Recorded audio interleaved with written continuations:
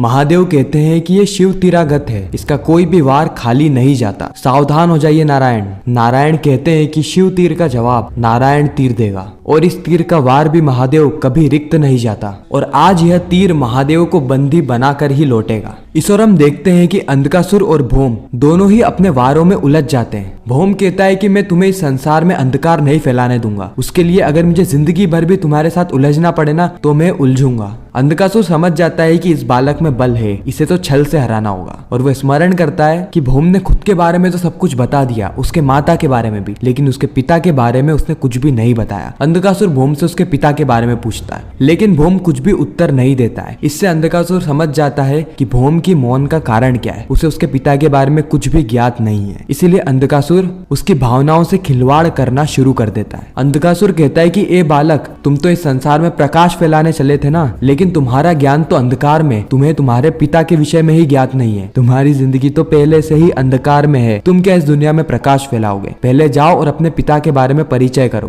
पहले अपनी जिंदगी में ज्ञान का प्रकाश भरो, उसके बाद आना दुनिया में प्रकाश फैलाने। अंधकासुर जोर जोर से भौम के ऊपर हंसने लगता है। इस ओर हम देखते हैं कि महादेव और नारायण दोनों ने ही अपने तीरों को अपनी कमान से छोड़ दिया होता है, लेकिन इस युद्ध को खत्म करने के लिए देवी पार्वती एक बहुत बड़ा कदम चलती है। वह महादेव और नारायण के बीच में आ जाती है, जिसके चलते वह दोनों ही तीर 4 तीर में तब्दील होकर देवी पार्वती को लग जाते हैं। महादेव ये देख के बहुत ज्यादा विवश हो जाते हैं, वो देवी पार्वती के पास आते हैं और दूसरी ओर नारायण भी कहते हैं कि देवी आपने ऐसा क्यों किया? महादेव और नारायण कहते हैं कि हमने जो भी बाण चलाए हम उसे वापस लेते हैं, लेकिन उसी समय देवी पार्वती कहती है कि नहीं, यह बाण वापस नहीं जाने चाहिए। महादेव कहते हैं किंतु क्यों देवी, आप इतना कष्ट क्यों झेल रही है? देवी पार्वती कहती है कि नारायण और महादेव इस सृष्टि के पालनहर्ता जब आपस में युद्ध कर रहे हैं तो सिर्फ मैं ही नहीं, पूरा ब्रह्मांड कष्ट झेल रहा है। अब यह तीर तभी मेरे शरीर से निकले जब महादेव और नारायण गले मिलके इस युद्ध को खत्म करें। महादेव और नारायण दोनों ही इस बात में मान जाते हैं, वह इस युद्ध को यहीं पर ही रोक देते हैं। महादेव नारायण से कहते हैं कि मुझे क्षमा कर दीजिए नारायण, सत्य जानने के लिए मुझे युद्ध का सहारा लेना पड़ा,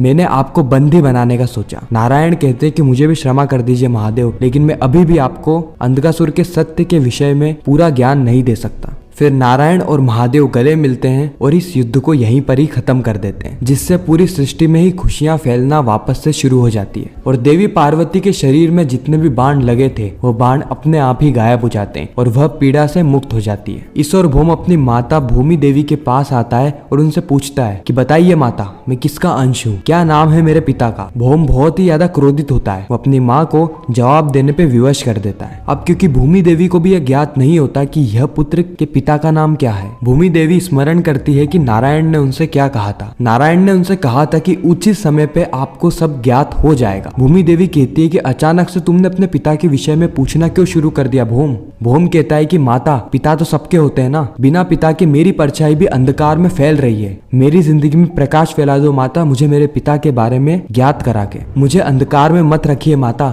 मुझे बता दीजिए कौन है मेरे पिता। भूमि देवी कहती है कि उचित समय आने पे मैं तुम्हें सब कुछ बता दूंगी पुत्र। भौम कहता है कि जब मैं युद्ध करने गया तो सब लोग मेरा उपहास उड़ा रहे थे, मेरा मजाक उड़ा रहे थे, अगर यह उचित समय नहीं है तो क्या है ये? भौम कहता है कि मैं स्वयं ही अपने पिता के बारे में खोज लूंगा और तभी मैं आपसे मिलूंगा। भूमि देवी उसे रोकने की कोशिश करती है, लेकिन भौम कहता है कि आप बुरी माता है, आप मेरा पीछा मत कीजिए। इतना कहकर भौम वहां से चला जाता है। भूमि देवी नारायण को पुकारती है और कहती है कि मेरा पुत्र मुझे बुरी माता कह के चला गया है, इससे बेहतर तो आप मेरे प्राण ले लेते नारायण। नारायण कहते हैं कि इस पीड़ा से जगत कल्याण का मार्ग निश्चय होगा और यहीं पर ही यह एपिसोड खत्म हो जाता है। आपको ये रिकैप कैसा लगा कमेंट में जरूर बताना।